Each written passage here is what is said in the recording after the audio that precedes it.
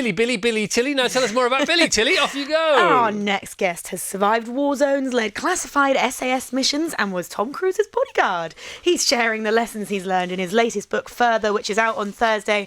So let's say hello to a man who's always top billing. It's Billy Billingham! All right, Billy! How are you, mate? Oh, that's the best reception I've ever had. No, it's pretty good. Tour starts tonight? Yes, starts tonight in Chorley. All right, excellent, mate. Okay, how you feeling about that? Excited, I'll be there with my ghostwriter Connor. It's always good fun to be able to share stories with people. I just love being able to pass on lessons that I've learned. It's just exciting. So yeah, I'm excited. Well, this book is something else. I wasn't ready for it, I've got to be honest. I just had a week off, and I picked it up yesterday afternoon, and he's like, oh, it blew me away, man. Billy Billingham, Further, 10 lessons the SAS taught me about life. So basically, the book it's a mixture of stories from first line frontline combat and frontline action, and then from those stories, jumping off points to what you learn, what we can learn from what you learn, what we can all learn together, and it's gripping, mate. I mean, we've had chats before, but I've not really had this kind of chat with you. Some of the simple things in the book, which I really love, and I was talking to my kids about this last week. You say on page 18, the smaller your ambition is, the more likely you are to achieve it. So it's good to dream big, but strategize small, because it's just not going to happen otherwise. Absolutely, mate. I think we know that. We still tend to do it, I think in the book I mentioned, did I ever want to be in the SAS? I never even dreamt about it. All I wanted to do is get away from the lifestyle I had, which meant join the military for me. And I just full concentration on that. And then as that develops, the road opens up and you look at new avenues, you go, wow, okay, maybe I'll try that next. And that's, I think it's really important to do that, because if you set yourself a big goal, you go at it and you fall backwards, which you will, you can be put off forever. Yeah. But if you go small, and it's part of doing something small and achieving it, it's a pat on the back to yourself. You feel good about it, which then builds self-respect, which builds motivation. That's what motivation, I believe, is. Yeah, and if you set a big goal and you say it out loud, it feels good in the moment, but that's sort of as good as that gets, because it's not going to happen, is it? No. And you put a lot of pressure on yourself by doing that. Yeah, and you also end up lying to yourself, and that becomes a habit. And also then you don't achieve it, and you're letting yourself down, and the most important accountability is to yourself. Yeah. Small goals, small steps, and off you go. One of the big things that happened to you is, and one of the things you talk about in the book is, get on the train, get on the bus, jump on the bus. That's the start point. Join the tribe, join the tribe who's already doing what you're doing. They'll be doing it. They might not even notice you're around. You'll start learning stuff. And the most important bus/train you jumped on was the train to Aldershot. Yeah. Tell us about that whole experience. Well, that experience started, down the line. I wanted to join the military. I'm joining the military. Now I'm going to do it. I never had a father-son chat. My dad, he's my hero. I love my dad to bits, and I hope we don't come across that he's quite a brute in that book, which I kind of thought he was. He's not. He was amazing. My dad knew how to motivate me. He knew the cuddles didn't really work, the force, the aggression didn't work. And then the night before I was about to join, he sat me down, and I thought it was like an interview or something. It was really weird, and he sat me down and he just come out with his thing about what happens if you get injured, what happens if you get killed. And I was like, why are we talking about this? And he said, who looks after you? And he looked at my poor little mum then, he went, me and your mum. So you can imagine how I'm feeling. I'm thinking he wants me out of Walsall, he wants me out of this trouble, yet he's now using negative energy on me to stop me. That's how I felt. Right. And that made me, he knew that would make me go, I'm going to show you. And it really did. That reverse psychology worked on me. So every day I was there and I was struggling, I went, I ain't going home. I ain't going to give him the satisfaction. And it really, really worked for me. But it was that thing then that made me get up that morning, get on the train, get down there, compartmentalise what he'd said to me till I needed it, and then off I went. And this whole world opened up, and every day was a challenge. And that goes back to, as we just talked about, step by step. Yeah. I looked at every day and looked at everybody being bigger, stronger, and I thought, every day I'm here is a bonus to me. Yeah, yeah. And it was, and I grew and I grew and I grew. It's another brick in the wall, isn't it? Every day is another brick in the wall. Will Smith says that in his book, Lay Another Brick. which is what his dad said to him. And you go from not knowing whether you're going to get accepted into the military in general to surviving and succeeding in the selection process for the SAS. Then you become a drill sergeant, and then go back to getting on the train to Aldershot, and then fast forward to one of your post-SAS experiences, which was you helping negotiate with helping a world-renowned negotiator figure out whether or not an international crisis involving our homeland was going to escalate or not. And you then had to have that very sort of spookily, chillingly brief conversation with a nameless person from the Home Office. Yeah. And you had to say, just take us through that. If you don't I started off that journey there, left school, I had a bad upbringing, purely down to me, no one else. No education, joined the military, so they gave me what I needed, the tools and the education. And then 20 years later, I'm now in a position making a decision for our country, telling ministers which way our country is going to go. And as much as I'd had the experience and the knowledge, and I knew what I was doing, as I picked up that phone, the reality kicked in. And for those 10 seconds, sat in I was literally in the middle of a battlefield with an ambassador, keeping him alive and thinking, why ain't he making this decision? Right. But he's passed it to me. Yeah. And I thought, everything's going through my head. Am I actually qualified to do this? I came from a council estate. I got no education. I was thrown out of school. And I'm telling these people which way our country's going to go. How short was the conversation? It was about 3 or 4 minutes, but felt like 3 hours. Right. Because the moment I went to speak, because I've just been there, I've watched it. I've been out there 6-7 weeks. I've been to all the meetings. I've been in the conflict. I've seen exactly what's going on. I've made my own analysis based on all my knowledge and experience, and I just knew this. I can feel where this is going, and of course things could change. But I just had this, and to be honest, the person who should have made the decision, he was still sitting on the fence, and I thought, somebody's got to make. Anyway, it's me. So I've got the radio in my hand in the middle of the battlefield, and there's a war going on behind me. And my heart's beating. I'm going, all those things going through my head. And I couldn't speak for a minute. And then I went, just say it, just believe it. And I said it based on honesty, integrity. This is what I believe. It's not going to happen. It's not going to escalate. Yeah. And then he said, repeat, confirm. Yeah. This is not going to escalate. Can you just tell us a bit more about it? Which should have kind of settled me down a bit. No, he just went silence. And I thought, did he get that? Did that go through? Confirm, not going to go to war. And I went, not going to go to war. Hung up. And I was like, look at that. Yeah. Oh my God.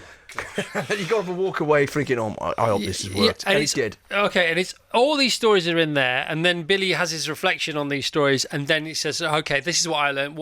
Maybe you could take this with you in your day-to-day, whether you're going to play tennis or I don't know, whether you're going to get a war or anywhere in between.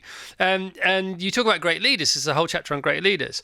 And you think, again, from first-hand experience, that Brad Pitt has great leadership qualities. Yeah. Tell us about that. Yeah, he did, mate. You know what? Every day's a school day. Old cliche, I know. But so everything I did, like working with them, I don't know it all. I know what I want to do, but I learned from them. And, learning from people like Brad, his timings were impeccable. First of all, how did you get involved with Brad Pitt? Basically, I was leaving the military, needed a job. A mate of mine sort of headhunted me and said, look, would you take on this job? I took it on, and it was, oh my God, the most daunting thing in my life. I've gone from being under the radar, no one knows who I am, to on every camera, Chris, it was petrifying. But it was. I remember looking at people pointing cameras thinking, I wish that was an AK-47. Well, it's not I felt similar, more comfortable. is it? And also they trigger off, they fire off, don't they? And I was firing off. I was crapping it. Yeah. I was really scared, and anyway, but then you've got to overcome it. You take it on, and then, but looking at Brad, the way he operated with his family, his daily life, because they're busy people, as you know, and it was just great to see him how he organised things and got things done. And what I really liked about him, he had respect for everybody. Yeah, he knows he's a superstar. He knows and he took the time and the effort to, whenever we went anywhere, sometimes I'd have to remind him because he's so busy, but he'd go over, shake a hand, take a photograph, sign a thing, and that made such a difference. And I thought that is very humbling. And you were brought in by somebody else to work with Brad, and then you brought a friend of yours in. Yes, I did. And then what happened there? He was leaving the military. He was lost, a bit like myself, needed a job, and they needed some extra protection to look after the residents, look at the sort of behind the scenes stuff. which, we're not too humble to do that. So my friend was very happy to do that. He's going to get paid for it. Didn't really mind that it was Brad Pitt and Angie, of course. Goes down there. He was just down the road here somewhere, not far away. And anyway, he ends up doing his job, and then just out the blue, he'd hardly seen Brad or anybody. And then all of a sudden, Brad comes over to him, brings him a cup of tea, and just did exactly that. Showed him respect and said, "Thank you. We feel safer having you here." Because he also noticed how diligent he was. Yeah, he was. He cleaned the cars. He did it properly, because we do. That's what you do. You do things right. You don't half-heartedly do it, because I tell you what, when it goes wrong, it goes badly wrong. So that's his upbringing, and that's what he's used to. So that's what he did. He cleaned the cars. They were ready. They were always fueled, always done. Made sure everything was secure, and that's integrity as well. Yeah, and it's loading the bases in your favour, isn't it? Yeah, doing things when you're not being watched. But he was being watched, and he didn't know it. Yeah. So it was a good. And you talk about that great sort of the mindset of, sure, practice and rehearse something until you get it right. Yeah. But better to practice and rehearse it until you can't get it wrong. Yeah. And that saved your life once, didn't it? So you drive into this place. You drive into the wrong place. Yeah. You find yourself surrounded by enemy vehicles. Yeah. And they're all shooting at you, and you and your mates are in one vehicle trying to get out of this. There's actually a couple of vehicles there, but they were right behind me, so we're side by side, and this thing just happens in front of us. And this goes back to what you're saying there. Because of all the practice, rehearse, the skill sets, one thing we could not have done at that moment was take your eyes off what was happening. So if I'd have looked down to change my weapon, I probably wouldn't be sat here with you right now, and that's a fact. We're getting shot at, we're surrounded, and it was just a case of doing the drills, communicating, visual, verbal, changing magazines, shooting, ready to manoeuvre and finding a way out of it. Everything was happening so fast, and that was all because of practice, rehearsal, simple, basic stuff. So when the unexpected happens, I could put energy and focus into that, which was, as much as I'm doing the drills and I know what we're doing and we're all doing it, I'm also now that fraction of energy I've got, how am I getting out of this? Yeah. I'm working on that. So you have the extra capacity to zoom out almost, whilst your hands in your arms. Yeah, while it's all happening. And so you're running out of ammunition. Yeah. You're throwing magazines away. You're reloading magazines, and all that is happening automatically below your neck. Yeah. I mean, that's on it, isn't and it? It's happening all around you, And the guy next to me fires the weapon right next to me here, and as much as I'm trying to stay alive from these, I'm now saying to myself, I'm going to kill him when I get back there. Yeah, He's just blew my eardrum out. Oh, my gosh. How does this all help you when you're trying to control your grandkids? Oh, I can't do that. But you talk about it in the book. You say, how can I get all these soldiers to do all this stuff, myself to be this disciplined throughout my life, make sure Brad Pitt's all right and Tom Cruise is all right and whatever they're doing next, but I can't get my grandkids to do what I want them to do. However, you've got a few hacks that do help. Yeah, mate, they terrorise me. You've just got to play the game with them, First thing you do is get them away from computers and phones. Get them out in the woods and just get them doing things that, growing up as a kid, let them be a little bit naughty, let them get away with bits and pieces. But, yeah, they're difficult to control. Is it easier to... I mean, I've got a couple of grandkids. You've got 6 kids, I've got 5 kids. Yeah. So you're winning on that one. I think that match is over, isn't it, for both of us? Indian chief. Yeah. But grandkids are easier than kids, aren't they? Because there's one generation of stress minus. I see it now, mate. I'm now actually being a parent, because as my kids were growing up, I was in the regiment, I was away, and I missed all that. Yeah. So I'm capturing that now. But the beauty of this is I've got all the good bits, and so they're not good. See ya. There you go. Back to your mum and dad. All the chapters are great. There are sort of chapters within the chapters as well. We're talking to Billy Bingham about further 10 lessons the SAS taught me about life. And the chapters are prepare for battle, quick battle orders known as QBOs. Yeah, that's in there. Going on exercises, driving your own tank, which is I love all these. It's all so good. You're lucky to be alive. Only following orders. The gut brain. R&R, rebuild and reset. We are army. You're the general now. And obviously they're all metaphors for real life, and they're all about real life in the military as well. So R&R, rest and recuperate in the middle of battle. Yeah. Tell us about that. That is just taking a moment out of the stress and just, for me, a cup of tea. I've literally been in a firefight and I can see the stress, but I'm kind of made a quick time alignment and go, right, you know what? I've got another 10 minutes behind this rock before that disappears. Quickly, get a cup of tea. And that 10 minutes of take my head out of the game for a minute, but not still focus on what's going to come and just make a cup of tea. And that was the R&R piece I needed. I needed that. It's a pressure cooker, if you Yeah. can imagine it. You know, you're boiling away. If you don't release it, it's going to explode. Yeah. And then all of a sudden you see red, it's going to go wrong. It was just, I needed that moment to release that pressure. That pressure, that R&R moment was make a cup of tea, different to anything else. Let's just get on with it and do it. And it's just calm down, relax. Circuit breaker. It took me out of that wild moment and then back into it, Yeah. freshly good to go. That 5 minutes of making that cup of tea, or 3 minutes, whatever it was like the equivalent of 2 weeks sat on a beach relaxing. It really was. In the moment. And you see this now in professional sport more and more. Yeah. You see footballers, especially, you know, the better they are, the less energy they use in between when they need to on the football pitch. Yeah. So you look at Mo Salah, or anybody, name a name, you know, Jude Bellingham or whoever. Yeah. And if they haven't got the ball, or they're in a area of the pitch where it's not, you know, Yeah. it's not going to happen anytime soon. They are walking or not moving.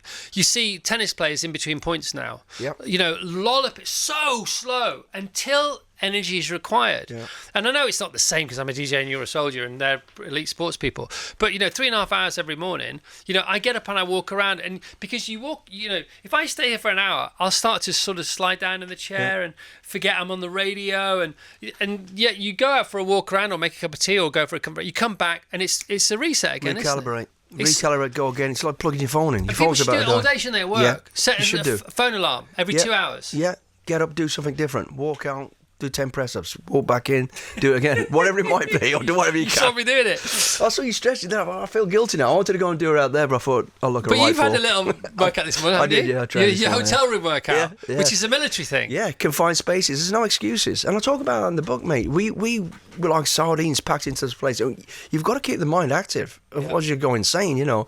So there's no excuses. That's the truth. What about super sleeping tips? Because, I mean, you know, people have trouble sleeping. You have to sleep. Yeah. Oh, in your past you've had to sleep. So I know there are military methods to this, aren't there? Do you know any you can share with us? To be honest, mate, I'm not I say I can sleep on a chicken's lip. I always say that. I mean, I can sleep anywhere.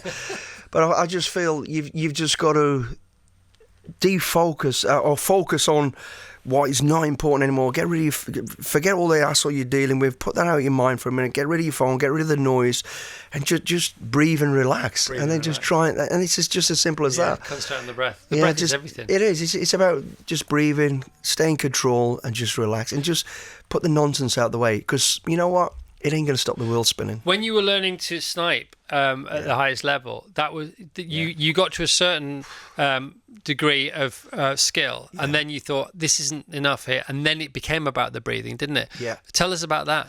Yeah, because everything is about you. That shot, you'll only get one chance, and you either get it right and wrong. And of course, we've got to get it right because you're talking about people's lives.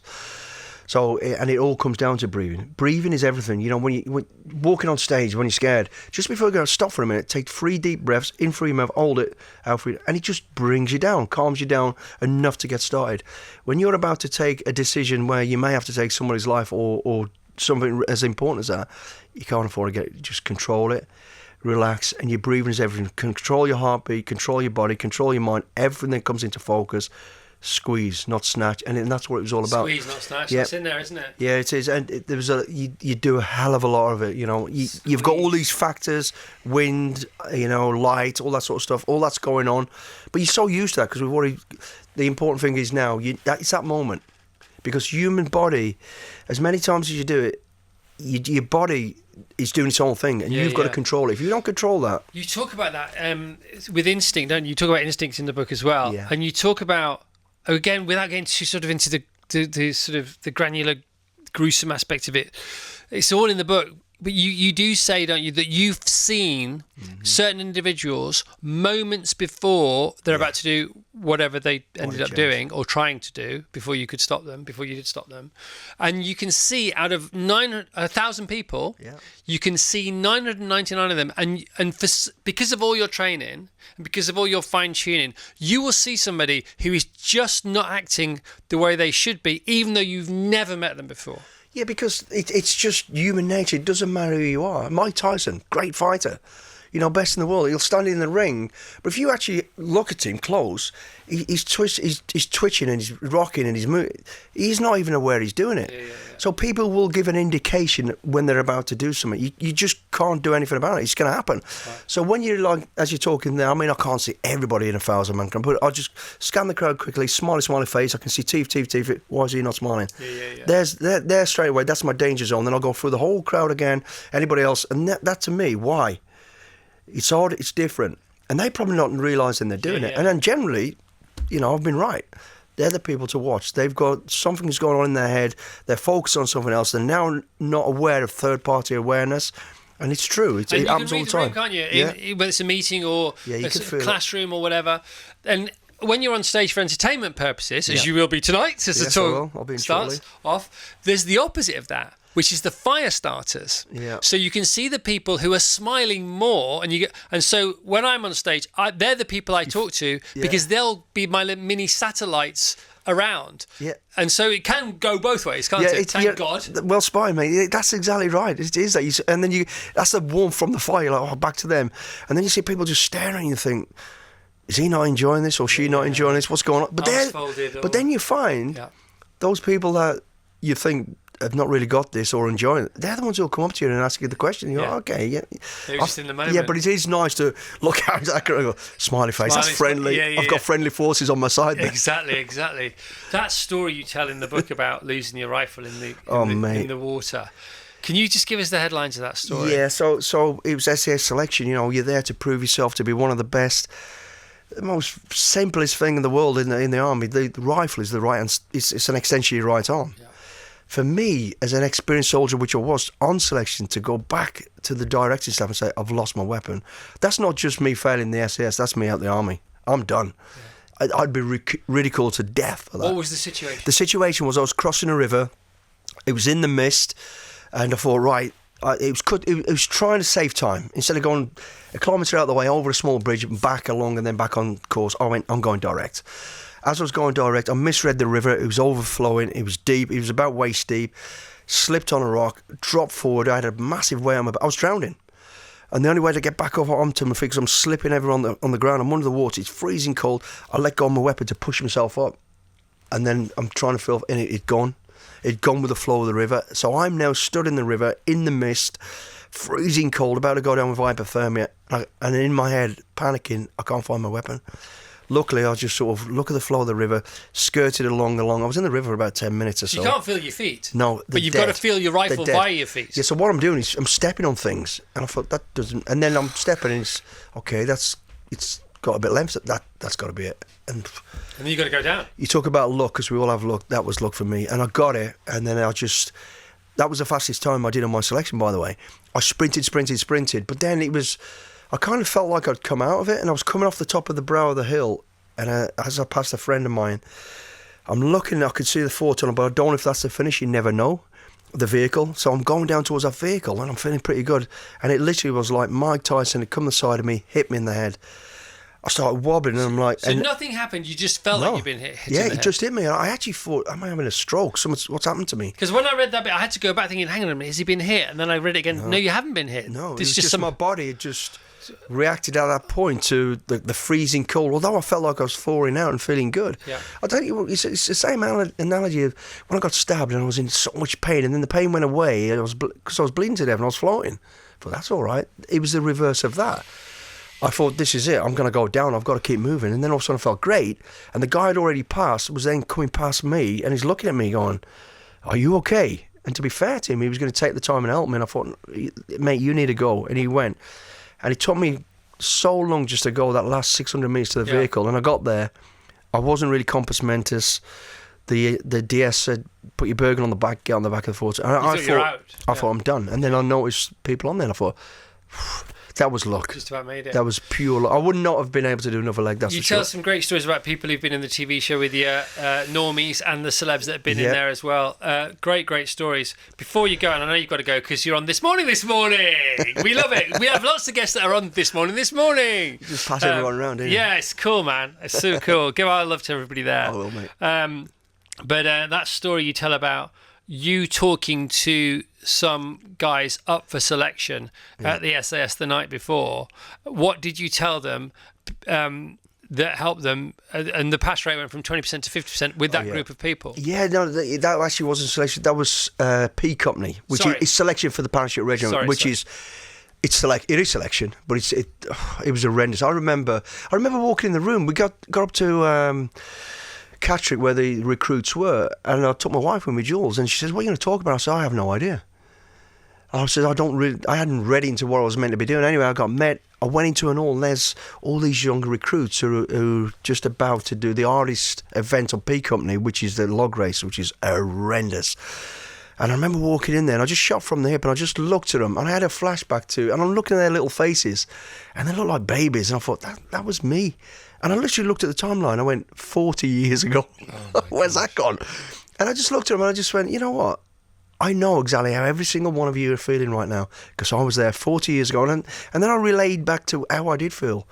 It's the end of the world if I get this wrong. I've put myself under more pressure, and I just told them exactly as it was.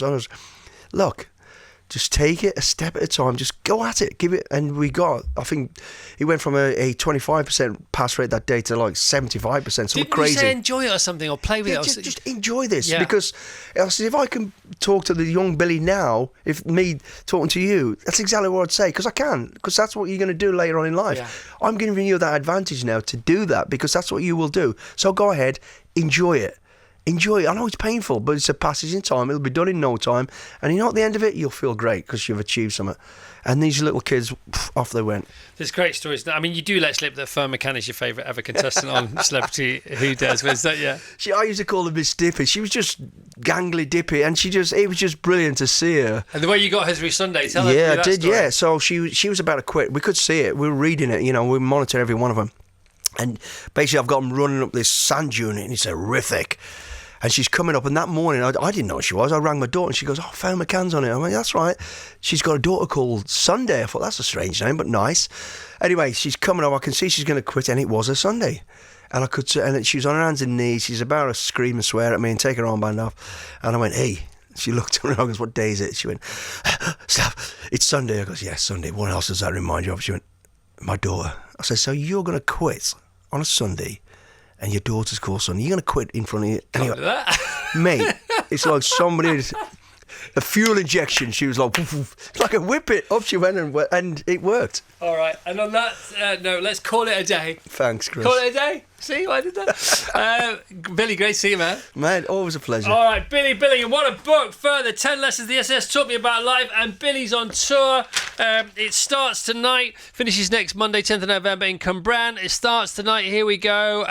Chorleywood, there you go.